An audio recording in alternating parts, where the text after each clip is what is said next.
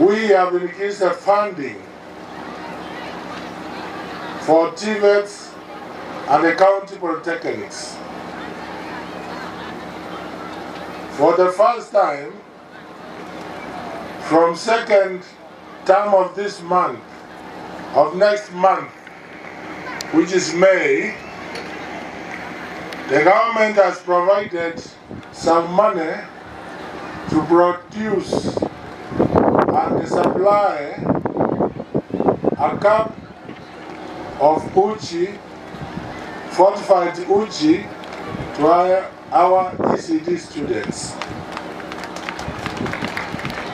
We realized that most families